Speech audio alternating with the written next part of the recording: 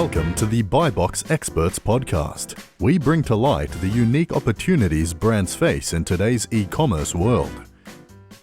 Hi, I'm James Thompson, one of the hosts of the BuyBox Experts podcast. I'm a partner with BuyBox Experts and the former business head of the Selling on Amazon team at Amazon, as well as the first account manager for the Fulfillment by Amazon program. I'm co-author of the book, Controlling Your Brand in the Age of Amazon, as well as co-founder of the Prosper Show, one of the largest continuing education conferences for sellers on Amazon in North America. Today's episode is brought to you by BuyBox Experts. BuyBox Experts takes ambitious brands and makes them unbeatable. When you hire BuyBox Experts, you receive the strategy optimization and marketing performance to succeed on Amazon. BuyBox Experts combines executive-level advisory services with expert performance management and execution of your Amazon channel strategy. Go to buyboxexperts.com to learn more. Before I introduce our guests today, I'd like to do a big send out to our partners at Disruptive Media. For off-Amazon advertising, Disruptive Advertising offers the highest level of service in the digital marketing industry. Focusing on driving traffic, converting traffic, and enterprise analytics, Disruptive helps their clients to increase their bottom line month to month. All right. Our guests today are Gabriella Neski and Scott Oshman, both of BuyBox Experts. Gabriella Neski is a senior account manager at BuyBox Experts, supporting large brands on first-party and third-party Amazon Marketplace issues. Gabriella previously spent more than 5 years at Amazon as a vendor manager and buyer, and has also worked at Nordstrom Direct and Groupon. Scott Oshman is a partner at BuyBox Experts. Prior to BuyBox Experts, Scott founded the Cairn Company and the Frontier Group, where he was a manufacturer rep for dozens of outdoor brands, helping them with their Amazon 1P relationships. I've invited Gabriella and Scott today to join me on the BuyBox Experts podcast so we can discuss many of the confusing aspects that some brands face with the Amazon Vendor Central or 1P program. Gabriella and Scott, welcome and thank you for joining us today on the BuyBox Experts podcast. Thank you for having us. So I want to start with a situation I often run into where you've both worked with dozens of brands that have sold on the Amazon 1P portal. For many brands, their first interaction with Amazon is they get a call from a vendor manager. The vendor manager says, "We love your brand. We want to do business with you. Why don't you sign up with us?" And for many brands, that's an exciting call because, gosh, Amazon's a big channel. And sure enough, the brand would like to sell a lot of product through that channel. We're going to talk about some of the issues that brands face when they sell as a first-party brand. But what would be your words of advice to that brand person who's getting that call from Amazon for the first time, asking them about potentially wholesaling to the 1P side of the house? Scott, you want to take that one? No, I was just pointing to you. To me? Oh, that's up. There we go. Well, I would first say that you're absolutely right, James. This is an exciting time for brands to be invited to Amazon. It sounds great. Everyone wants to get on the platform because they believe that means automatic sales and automatic dollars coming into their book of business. The greatest advice is really to get to know what you're getting into. Understand the terms of what you're getting into relative to, that can be anything from co-op agreements to how you're going to work with your vendor manager. These are all things that people learn in hindsight. As you mentioned before, vendor managers change seats very often. The agreement you may have made verbally with a vendor manager 3 months ago may not be valid come review and switch out time. So it's really important to understand what you're getting into relative to your co-op agreements, some of the basics, and then how you think you are as a brand equipped to manage things like inventory, just all of the self-service components of the vendor central side. And it really is self-service, even with the best vendor manager behind you. If you're big enough and you're able to get that audience with your vendor manager and you have a great relationship, you'll probably continue to have that, and you'll probably continue to have contact with them. The biggest thing is having that inside contact with the vendor manager to help you with some real day-to-day things. I mean, outside of hiring experts that manage that with Amazon, it's really, really important to understand that this is is a self-service type of arrangement. You're going to understand how to ship into Amazon, all the protocols, everything from labeling your boxes, and you need to get it right the first time. So it's you can create a big mess for yourself if you don't have the right data, you aren't clean about it. It's not just the content piece, but the catalog on the back end. So some of the real, basic legs of the stool, if you will. Scott, let's say I'm a brand and I already sell to other brick and mortar retailers, including big box. Amazon comes along and says, we want to do business with you. What can a brand expect to find that's very different about that Amazon relationship relative to other big box retailers? Yeah, in concept, it's very similar. It's a retail relationship, like you just said. What is very different, what Gabriella kind of spoke to, is the terminology that they use is very different than any other national retailer. How they count the money as far as your discounts, the product discounts, all the intricacies, their freight allowance, their damage is somewhat alike now to most retailers. So that's why you need a translator to basically take Amazon internal acronyms and things that they come up with that nobody else uses. Yeah. And the ability to translate to, oh yes, that's actually just a product discount, or that's MDF, or that's this. In the other part of the world, this is how it works. And then to the self-service, the routing guides are basically very similar, but the intricacies and the complexities of their distribution and fulfillment center and how they send purchase orders in and how they're processed is different than many national retailers or any retailers for that matter. So, and then the bigger picture to add on one thing as far as that Gabriella spoke about was when they call you and you think about and you are selling, you have other sales channels, you have to understand product segmentation, like what is going to be there, because what we talk about all the time with our clients is price and brand integrity. Yes. They rule everything. So when you set up the Amazon channel, you have to be very careful and thoughtful of what effects that's going to have on your other channels. So often when that call comes from the vendor manager, there may already be some of your product being sold on Amazon by various third-party sellers, be them authorized or unauthorized sellers. How does Amazon vet a brand to get to the point that they're ready to potentially do business with that brand? Well, Gabriella had to do this, so she would be best to, didn't you? Right? Oh yeah. Yes. Yeah. This is on you. Gabriella actually did this. So yeah, we're obviously, hypothetically, if you're looking for, Amazon has data in the background that will tell you, based on unknown glance views, which products to go after, which brands to go after. Like they calculate that and they will say, hey, we've received 100,000 unknown glance views, meaning there's no retail offer, no Amazon ships and sold by Amazon offer. That's a brand we might be looking at. And you're, as a vendor manager in your space, you're going to be looking at the brand based on top brands in that category. You're going to know which brands to a degree you want to go after. And that data is going to help guide some of that decision. And then when you get to the stage where you're actually getting the brand and the brand is coming on the platform, that's where brand registry comes into play.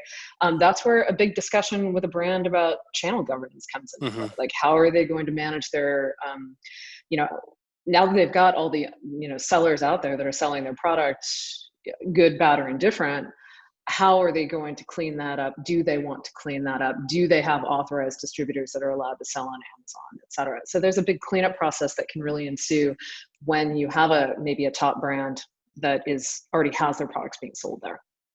Now, here's one thing though, James, I want to add. What really happens when they come to the brands, and Gabriella never did this, I'm sure, but what happens is if it's a large enough brand and they see enough traffic and enough demand, as she said, what they do, and this is every retailer and every brand, every sales manager, everybody loves this. They come to and say, I'm going to write you a big, big purchase order. I mean, it's going to be big. Yep. That is what the reality of brands, senior management, investment company, that is what is so difficult to guard against and to kind of walk away from, or to say, yeah, we're not going to start with $1 million PO. Let's start with this because the catalog and everything else. The bigger onto that is we want everything you make. And the important thing in hindsight, which Gabriella spoke to, is the brand's like, I wish I would have sold them everything. I wish I wouldn't have set up 8,000 SKUs. And the lure and the sexiness of that huge purchase order is what brands, it's a difficult decision. So you make that short-term decision to take the big PO. What do you give up potentially, medium and longer term, as a result of jumping headfirst into Vendor Central? Control, honestly. I mean, as you know, Amazon is a price follower. They don't adhere to MAP pricing. This goes back to that whole channel governance discussion. If you are not controlling your channel, if you haven't segmented your products appropriately, or if you have other distributors selling your products on Amazon, that's fine. You may join Amazon and get that PO, and you may be on Amazon's platform, but your products will not sell if you're not winning the buy box. And if you're not winning the buy box, your product's going to be sitting there, and that that $1 million PO or whatever that is, all of a sudden turns into dead stored inventory that Amazon is soon and very quickly returning to you. So let's talk about how Amazon aggressively negotiates. So there are many different types of charges that a brand can expect to pay Amazon. Amazon has data within each category around return rates and shipping costs and what I'll call slotting fees. Amazon doesn't call it that. Take me through the types of expenses that are basically the cost of doing business with Amazon versus costs that are tied back to some specific aspect of the product catalog that you're actually offering Amazon. Right. So Amazon standard deductions come in the form of an MDF, so that's a marketing fund, returns and damage allowance, and freight. And those are typically the big three. You also have quick pay discounts at the accounting level. So for instance, if you'd like to get paid in 30 days, they will take 2%, 30 net 60. Yep. Most people are familiar with that one because that's kind of a standard. Otherwise, you're net 90. I'm sure some of that's probably changed. But so you'll have those standard discounts. Those discounts can range, the MDF, freight, damage, those can range anywhere. I've seen them as high as 24%. Category dependent, a little bit of negotiation on the front end. Depending on how important the brand is to Amazon, you may have a little more wiggle room when you first join. Your greatest opportunity with Amazon to do well, is the day you sign on. So strike while the iron's hot, the day you sign on. If you're meaningful enough of a brand, you might have some negotiation room. You're going to have other ancillary costs. If you are really strong at fulfillment out of your own warehouse to Amazon, labeling, all of those things, you'll minimize chargebacks, which can be large and come as a huge surprise to a brand who maybe just made a small misstep, wasn't their intent. All of a sudden, you've got a $100,000 chargeback you're trying to negotiate with Amazon to get rid of, and that can be a huge impact to a brand. So you'll also have, now the marketing fee, people think, oh, well, marketing fee, great, I'm going to be on Amazon and they're going to market my products. That doesn't mean that. Advertising is a separate fee. Advertising is something you have to do in order to build your brands on Amazon. It's an absolute must. You cannot do it. Gone are the days where you could throw a product on Amazon and just see it sell. So advertising is a must. That can be, 10%, 10% of your total, OPS revenue. And then again, that advertising helps build your products and it's an investment, right? Then you're going to have other things like holiday rate cards. Don't you want to participate in this event? Prime Day, discounts that you're going to offer Amazon on particular days, holidays, a coupon you might run, all of these other little ancillary things that you need to think through. It's really important that brands take a look at their margin structure prior to going into this relationship with Amazon. Do you have your fees covered? You can't account for everything on every single product, of course, but you need to think through your margin structure and how you're going to cover your costs when you get the bill at the end of the month. You talked about the difference between marketing and advertising. For many brands selling into other big box retailers, they're used to having slotting fees, but they're also used to selling to the channel, and then the channel decides to promote the product as they see fit because, gosh, these other retailers, they control pricing, and so if they want to promote it, they promote it. Yes, right. Yes, the brand may decide to fund a promotion, but this issue around, hey, just because we have your product doesn't mean that you can avoid having to get your hands dirty in the actual marketing of your products by way of driving traffic to your particular product listings. How do brands make that transition when they're not used to having to do day-to-day advertising campaign management, and now they're having to do that on Amazon? That's a tough one for brands that aren't used to that. So if you're a wholesaler who's never dipped your toe into this environment before, this is going to come as a big shock, especially when you're used to dealing in COGS dollars, not at retail or revenue dollars. Yep. Advertising is all at that retail level, so it skews things a little bit. And it's hard for brands to appreciate that this investment that you're making in your brand, if you have a good return on ad spend, you're going to continue to, for lack of a better term, mint money. I hate to use it that way because it doesn't sound so guaranteed. But you are going to continue to make money for your brand and continue to build your brand. So you are lifting your search rank and relevancy. So you are always up at the top of the page. And that is core. Like sponsored product ads, sponsored brand ads, those are the bread and butter of Amazon. And you have to do it. It is a tough sell for a lot of brands, though. They don't understand it. It's not sort of that same mental end cap type of arrangement, or to your point, where once the company has the product, they're going to market it in ways they see fit in different events, and it's not going to cost the brand anything. So they have to know, on top of all of the co-op fees, you're looking at some investment in advertising. It's a must. Sometimes Amazon will manage that advertising for you. Sometimes a brand may have talent in-house that figures out how to manage the advertising. Sometimes they'll hire a third-party agency to do this. Obviously, we're an agency, and we like to manage advertising for others. But if you're in a brand's position, what do you need to know at a minimum around how to manage advertising and drive traffic to your Amazon listings? What do you need to know in order to avoid making very expensive mistakes? I think of so many of the big fat checks that are written where there's not necessarily a cause and effect of, I spent this money and I actually got something that I can explain and show to my fellow executives. How do you think about those types of issues, Scott? Well, yeah, it's difficult because they're not used to it. So typically they go to a retailer, just kind of, drawing upon the last question here. Hey, I pay 2%, 3% co-op.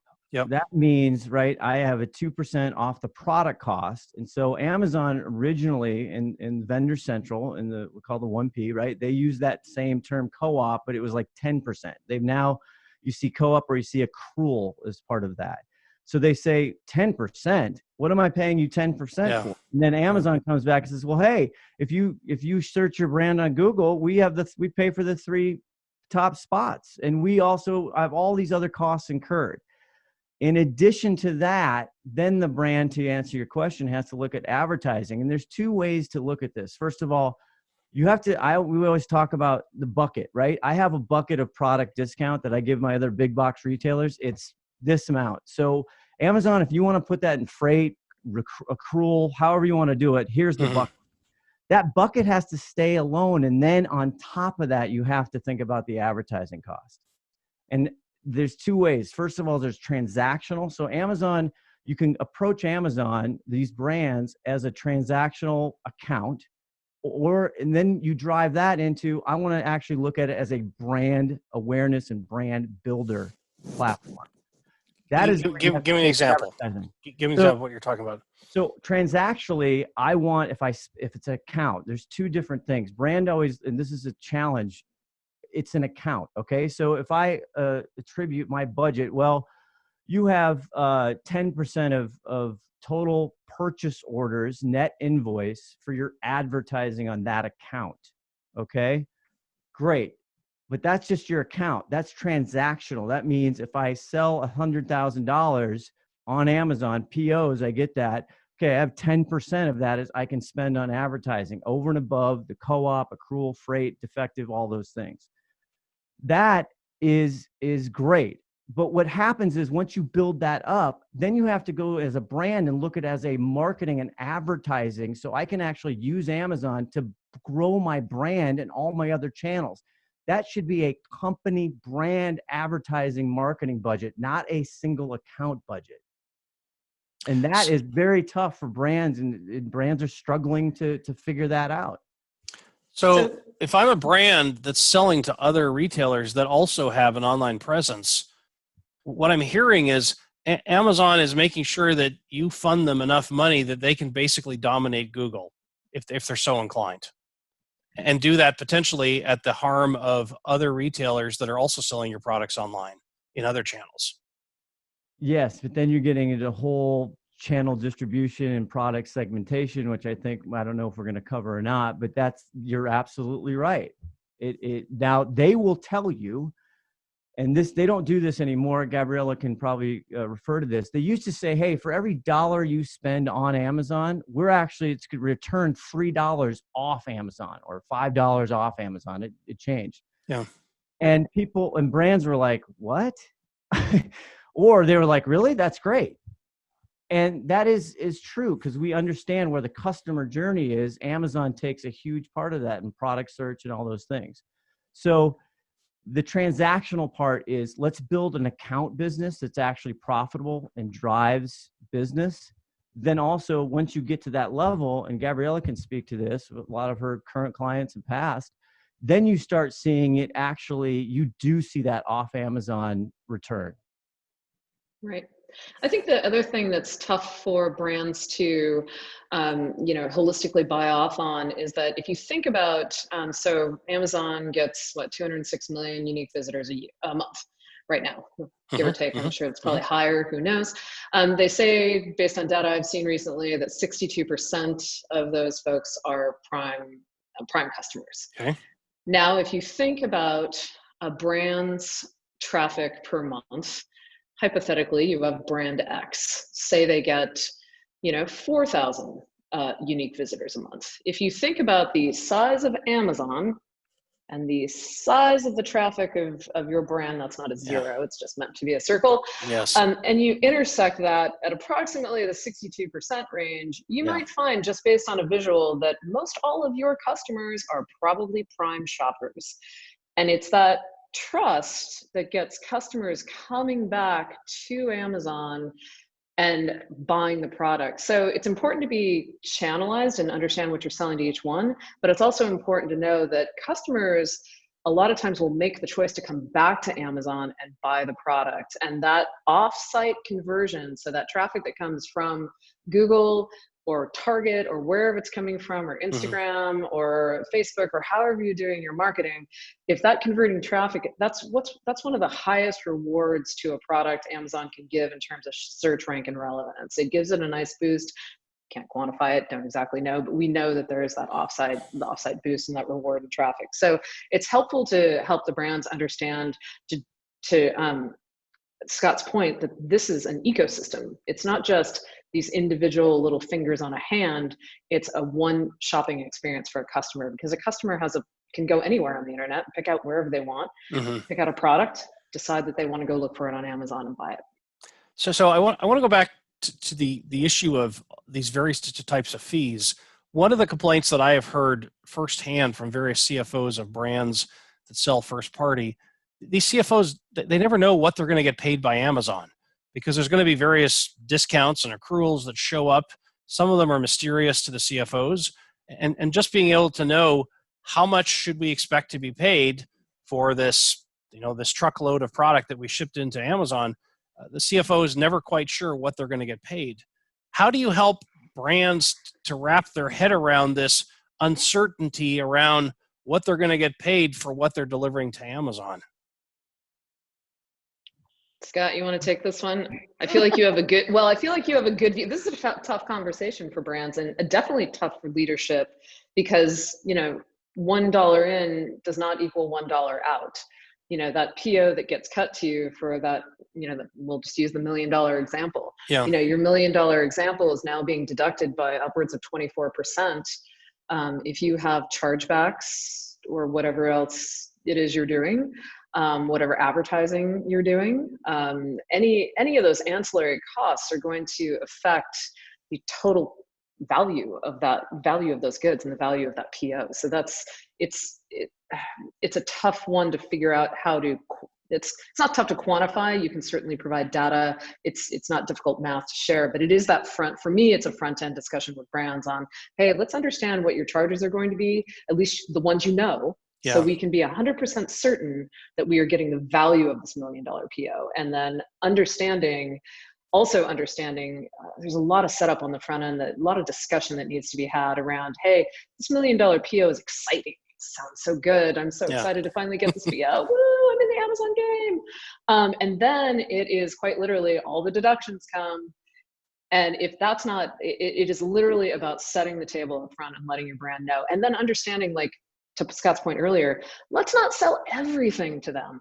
Let's give them a few of the top sellers to test it. Make sure what we're doing is proof of concept. Let's make sure we have proof of concept before we are just saying, hey, let's give them everything. Because they do, as you know, like even on the small retail ASINs, small ASP ASINs, the crap ASINs everyone loves. If it's crap in their channel, it's going to be crap in your channel. So they'll have no problem shipping that right back to you. And for those of you who've never heard this term, crap is actually a proper term used not in a bad Amazon. word. Sorry. It's not a bad word. Let's talk for a minute about the issue of forecasting and staying in stock. One of the double-edged swords about selling on Amazon, or at least getting started on Amazon, is you may find that there's a lot more demand on Amazon than you ever expected. And so you're getting started with Amazon. You've done the first few POs with Amazon. They're ramping up inventory. But in fact, for external reasons, your product's selling faster than anybody expected. Amazon's forecasting algorithms aren't necessarily keeping up, and there are stockout problems. Not driven by you, the brand, not having inventory to send in, but rather Amazon's not forecasting fast enough to make sure they replenish so they don't have a stockout. How do you fix this problem? Because you're not the one cutting the POs. How do you get Amazon to make sure they stay in stock? Scott, this is one of my favorite topics of all time. Well, and we both have very different opinions about this. Great. Well, not different, but great. We're going to hear from both of you. Great. Yeah, exactly. So I go back to it's all about relationship with the vendor manager. You need to have this vendor manager relationship in order to make sure you understand the day in, day out, all of that. But relative to forecasting and stock. So I've had experiences with brands recently that are experiencing stockouts, some due to coronavirus, some due to mismanagement, some due, to various things. You need to be really good in your own backyard about managing inventory. You need to understand what your flow is. Now, forecasting it, there's lots of software out there. There's lots of different programs that will help you forecast. I recommend it. Amazon has the forecast inside of Vendor Central. They do it at a P90 confidence rate, which basically says you don't want to be out of stock if at all possible. I don't know that that's what does this P90 mean? We're talking P90. Yeah. Well, so day. sorry. They do it P70, P80, P90. I believe it goes as high as P90. I might be wrong on that, but they go. So those are the different levels of inventory that will give you a confidence level, like a 70% confidence level, an 80% confidence level, that you are going to stay in stock based on current conditions. It does not account for blips, Prime Day, off-price strategies, any of that stuff. And it does get, I've seen it get fairly squirrely at the 26-week mark. As you get farther and farther out, it gets more and more difficult to predict exactly what that's going to look like. So even if you had your magic 8-ball and you could really predict this, you'd probably be gambling in Vegas by now. But anyway, so the forecasting piece of this is also having that. I go back to this relationship piece. I think it's really, really important. You can ask vendor managers, if you have a good relationship, to stage POs. Are you able to stage POs to control potential stockouts? That's something, if you have a good relationship with them, it's something they will do. You can also work with them on things like direct import. That obviously, if they're looking at direct import from China right into Amazon's fulfillment centers, that represents a discount to Amazon. So you'll want to take that into consideration. It is a way for a high volume product. It benefits Amazon too. It definitely benefits the Amazon customer. These are very much for high volume products that you are going to sell. I know the other piece too is having,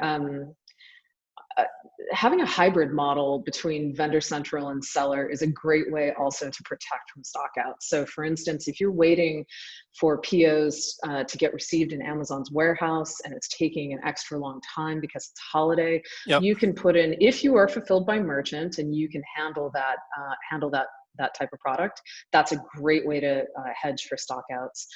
The other, we recently had a brand, or I recently had a brand that was invited to the Born to Run program. Let's so actually let's hold Yeah. off on Born to Run for a moment. Okay, I want to hear from Scott. Yeah. We're going to come back to Born to Run in a sec. Scott, tell me your thoughts on forecasting and what else we can do to help Amazon stay in stock on our products as demand accelerates for our products.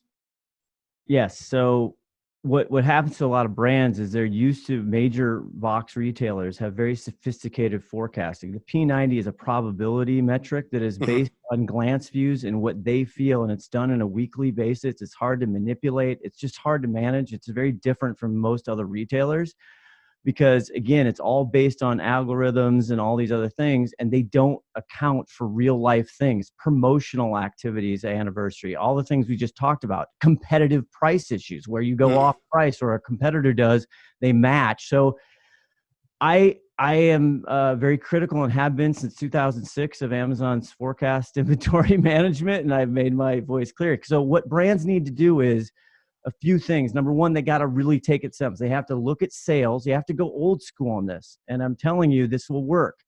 You have to go old school by UPC, by month, and you have to figure out what your sales are. And then you have to layer in, am I doing promotional activity? Do I have other aspects that's going to affect inventory? Okay.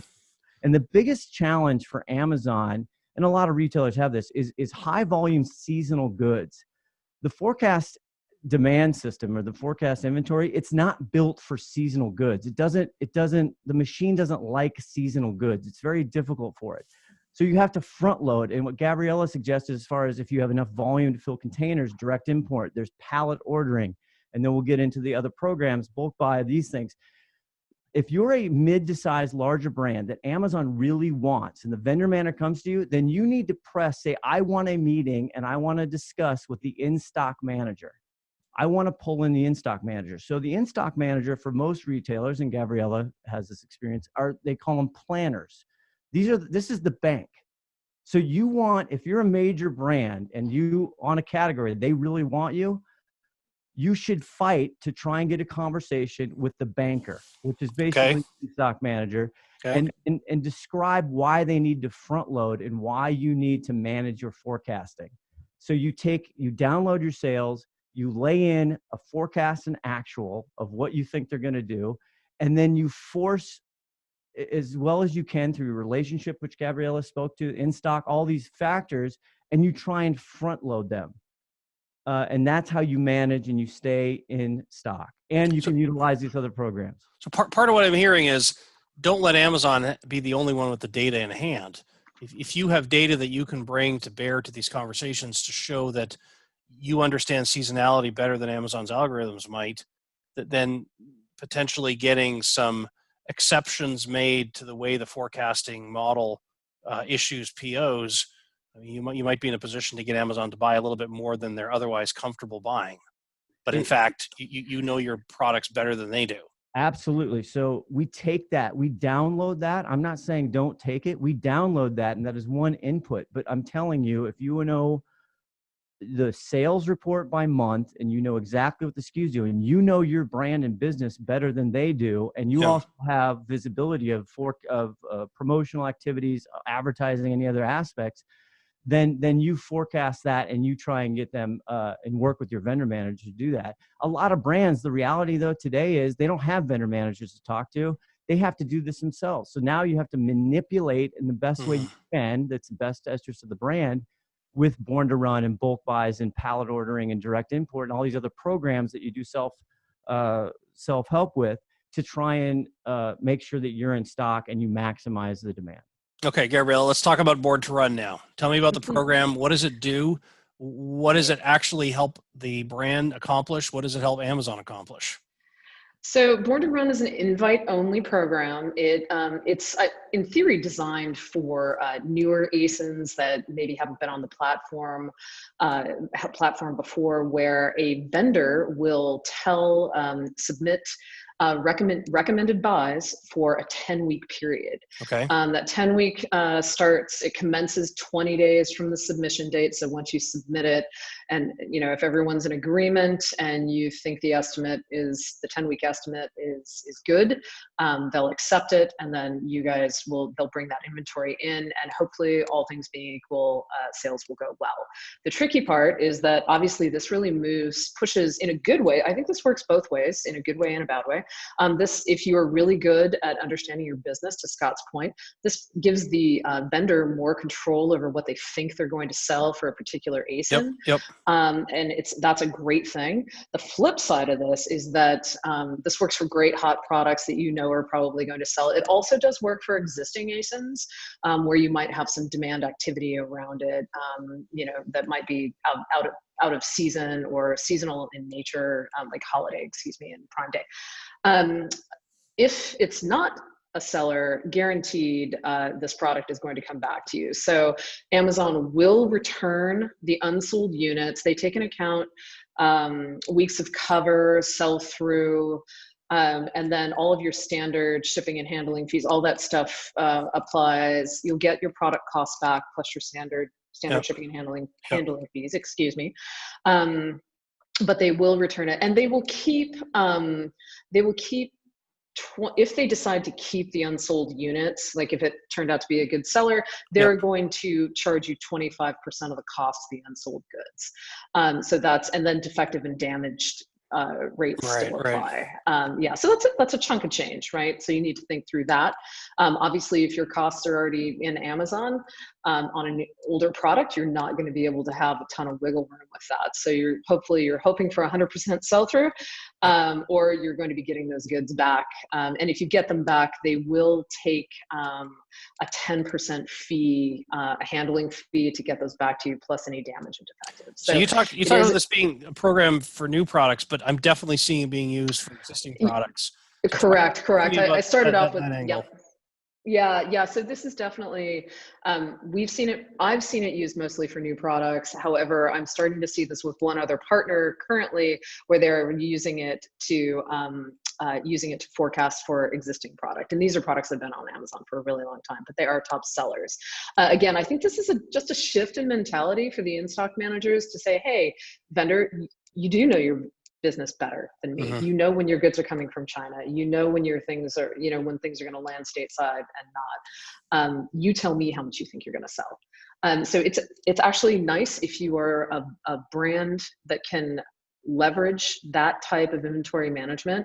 And to the discussion earlier around softwares and different things like that, those are all, like Scott said, these are all baseline numbers that you need. There's some art and science. You need to take a look at the data, throw some art around it relative to what you know, and then do the best job you can coming to Amazon with what your proposal is, whether that be Born to Run, a container buy, bulk buys. I think this Born to Run is actually kind of replacing some of the bulk buy, but with a good relationship, the vendor manager will work with you in some ways. But keep in mind, these discussions around POs, if they're large enough, also come with commitments to holiday, rate card, advertising. It is all part of a larger umbrella of conversations. So always keep that in the back of your head if you're a brand, and make sure that you understand that I'm doing these things right now. How does it affect all of these other components? And oh, by the way, when it comes time to renegotiate for co-op and damage allowance, what does that look like for me? If you're a brand, I just want to be really clear with Born to Run. It is a guaranteed sale program, which a lot of brands are very used to, comfortable. It's actually becoming more prevalent in national retailers than ever. So when you go into it cautiously, because this kind of got broad use in 2019, and we had great experiences. Like you said, if it's a new product, make sure that that new product is attached as a variant on a very popular one. What happens is they're all excited. They get POs for it. And then the new product doesn't have reviews, doesn't have relevance, doesn't all that. So all of a sudden they get a 25% markdown basically, and the restocking. So it really is a technique. And we've talked to people about how they use it on existing, decent, very well selling, so that they can actually control. Because the other thing that happens with brands over the last 4 years, when Amazon decided they want to make money, was real quickly, they used to go from a 4 to 6 week inventory, weeks on hand. Now they're down to almost, depending on the category, subcategory, GL, they want like a week or 2 weeks at most. They want to turn it fast. And so as a brand, what Born to Run does, again, on seasonal goods, it's a device that you can use to kind of protect your sell-through and not be so lean. Well, and back, oh, sorry, go ahead, James. Well, I mean, one of the things that when a brand is working with Amazon and they're trying to figure out not just what the total cost of doing business is going to be from a unit perspective, one of the things that's often not understood well enough is, if you have a stock out on Amazon, what is the impact to your organic search placement? What is your impact on your return on investment from advertising? If you end up not factoring in some of those types of costs into the cost of having extra inventory and possibly paying Amazon fees for having to return product versus the cost of having to continue to re-ramp up because you had out of stocks for too long, these are not the sorts of things most sales teams at brands have that much experience with. And so I'd love your thoughts on, how do you help brands wrap their head around some of these additional dynamics that are in play? So I love this. I love this conversation because there are so many things that a brand can be doing in the background with their managing their business, thinking they're doing a great job. And it really does affect their site placement, how high up they are on the page, everything. If you think about how you're managing a PO on a day-to-day basis, if you're constantly flagging items on your POs as out of stock or temporarily out of stock, back ordering them, same thing. But if you're constantly doing that, that actually affects your site message over time. And slowly, it's not a huge, it doesn't categorically drop, but it does impact, not the same way a complete stock out does, but you're telling Amazon that we don't have the product. And so in order to protect customer promise, Amazon will protect its customer by changing the site messaging. Available in 1 to 2 days, available in 3 to 4 weeks, or 3 to 5 weeks, whatever that time frame is. It will automatically adjust that. So there are again, these types of things, it's really important for the brand to have its hands fully in control of what they're doing with their inventory. So they know what's coming, they can prevent those stockouts, whether it be with all of these other components, but they need to be able to manage inventory into Amazon, understand lead times into Amazon's fulfillment centers, plan for that as a backup, think through, obviously if they're doing this level of planning right now to get POs, they have to back into that all the way to China or wherever they're getting their goods, and that's probably, that was the year before discussion. So to the best of a brand's ability, they're looking, a year in advance or 6 months in advance and saying, hey, I'm going to need this much inventory. I'm 99% sure I'm going to need this much. And then how do I plan for the balance of that? Let me change gears here a little bit. I want to talk about retail pricing. For brands that don't have a lot of experience with Amazon, they may not realize just how aggressive Amazon is in going out and finding out the retail prices that everybody else is charging for these same products. How do brands need to prepare themselves for Amazon's sophisticated price matching capabilities? Well, I think that one, Scott? You want this one? Yeah, do it. Yeah, I mean, this is a classic, and this is something that brands struggle with, and it's understandably. They think the value of their product is X. And what Amazon has taught us all, and now their matching technologies, actually, just even recently, we're seeing this with a lot of our brands, is actually getting more expansive, to be honest. Mm-hmm. They think their brand is worth X, and it probably is. No one's saying that, but the reality is now the consumer is actually choosing what your product is actually really worth. And that is when you look at Amazon and you're trying to sell them product, you have to think about that. You have to think through that. You have to think through all the different ways with your other sales channels. If you're selling the same product, how is that going to affect it? When we do a promo at Target or other XYZ company, right? Or there's a a kind of end of sales, in the cart kind of promo deal, or if there's any other things, they're starting to pick up on this. And so they used to always say it's the mirror, right? It's the mirror. So if your brand, this just gets into where we've been saying for a long time. In the years of manufacturing retail, you chose channels. Okay, this is my department store channel. This is my sporting goods channel. This is my mass channel. Well, brands, hello. I have to decide this is an Amazon channel. Therefore, I have to build product segmentation, channel segmentation, marketing segmentation from day one of inception, and I have to treat it, act it, as its own channel, and that will mitigate all the different price matching issues and all the things which has been going on for forever. So with COVID came a lot of attention to online channels. Some brands either have already been on Walmart.com or they've started to ask the question, why are we not on Walmart.com? If brands get themselves on Walmart.com, certainly that's one of the main competitors that Amazon's bots are tracking multiple times an hour to make sure that prices, in fact, aren't cheaper on Walmart.com. How do you manage different channels that each want the best deal for themselves when, quite frankly, at the end of the day, it kind of feels like everybody has to be treated the same. Otherwise, the channels are going to take it into their own hands to make sure they're treated the same way. Another tough one for brands. Yeah, these are tough. These are great conversations because it is because of Amazon has broad reach. We had a situation recently where I won't mention the product, but offsite pricing for a particular product was lower on a small website, a tiny website that it was a legitimate website that was purchased. They purchased the product. They were an approved distributor of the product, and Amazon was price matching, and it was pushing our brand's offer into the other sellers bucket.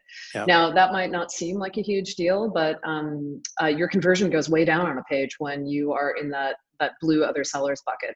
And Amazon has that reach, and to your point, ability to do it. I think they do it every 15 minutes. I'm not exactly sure anymore. But yeah, from my lens, at least my opinion about this is that you need to have a very good channel strategy. You need to have good channel governance. James, you talk about this all the time. I think about this relative to who are you selling? What are you selling to Target? What are you selling to Walmart?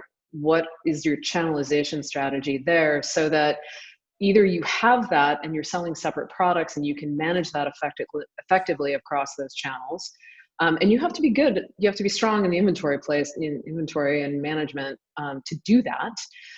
Or you are selling the same product across all of them, expecting the same result.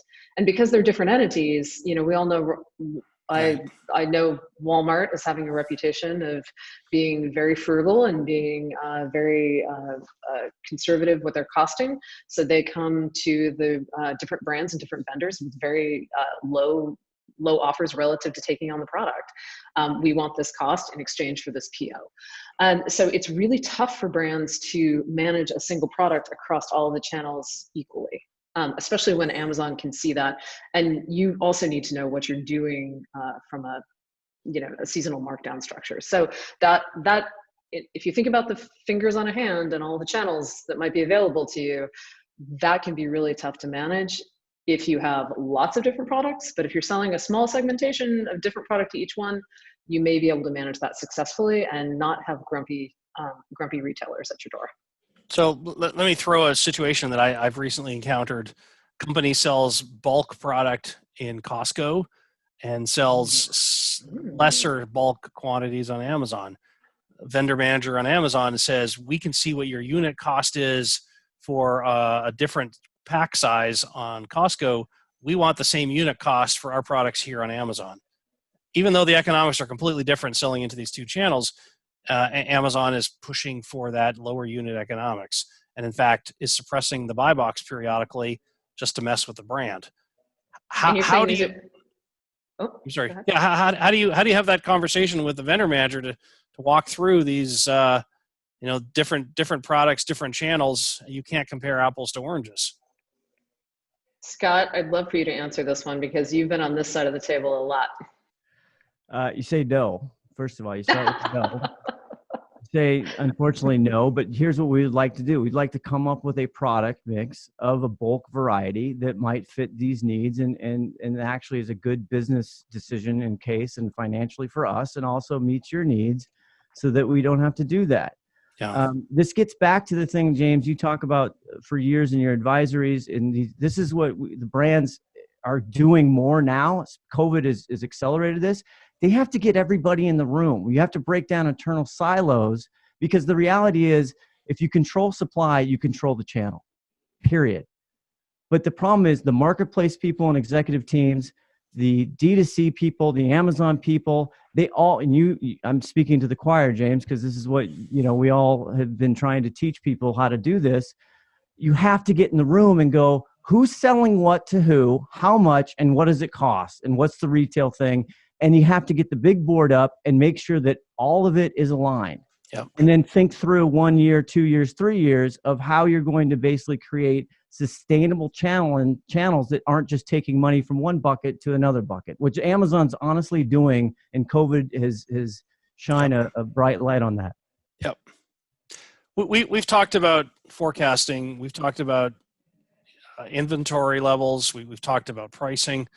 What are some of the big issues that 1P creates for brands that we haven't talked about that we should be talking about?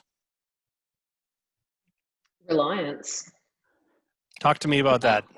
So reliance on, if you don't have a diverse channel and you become 100% reliant on Amazon for 100% of your business, yep, you are going to have a lot less negotiating power with them when you're coming to that table to talk about cost structures, everything, your entire program, your co-op, discounts. When they come to you in whatever it is, February, March, and ask for a co-op increase, if you are only reliant on Amazon for your business, it's going to be difficult for you to go in and hardball without that feeling of risk or losing that business. So my recommendation to brands is to always have some sort of diversification. That's a lesson in finance in general, but also just for the sake of being able to say, okay, the house is not burning. We are able to take a moment to breathe, figure out what our actual costs are, come to the table and negotiate with Amazon, because they can feel it, to some brands, depending on your size, and if you are really relevant to Amazon or Amazon wants you, it can feel very scary to go, go to it with the 850-pound gorilla. It can feel that way to brands sometimes. They aren't necessarily. It's just that they're looking for the best possible thing for their customers. Scott, other issues, critical things that we need to talk about? Just a couple things. Margin. What they're that little issue. Yeah, that little issue. Yes. That has jumped up and ramped up over the last several years. And you're seeing it in CPG and grocery.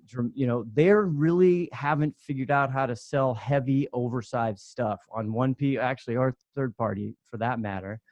But because of the acceleration of digital grocery and how they have been struggling, and pet, and these huge industries, home, decor, margins. They are going to continue to push and drive manufacturers and brands and vendors to give more money on a unit economic basis. Because remember, still in Vendor Central, everything is looked at the UPC level, right? All the metrics. So their internal, they call contribution margin, finance teams are constantly going, we're not making enough money on that product when you add it all up. So margin is big. The second thing is their commoditization of huge sellers with their private label, and really Amazon. And we've talked a lot about that as an agency for years. You have to be cognizant, because what happened is you have an item that's been on there forever in Vendor Central. All of a sudden, the sales aren't high, the margin's getting lower, and you have a massive competitive set that you didn't even dream of. Gabriella and Scott, I want to thank you both for joining us today. For those of you interested in learning more about Vendor Central management issues and solutions, come and see us at buyboxexperts.com. To finish today's podcast, I want to share some final thoughts. For brands to be successful on Amazon, a critical lever will be launching and managing Amazon advertising campaigns. We at BuyBox Experts are really big fans of the team at Kenshu. This sophisticated software helps brands to manage ad campaigns and gather further data intelligence across Amazon, Google, and Facebook platforms. To learn more, go to kenshu.com.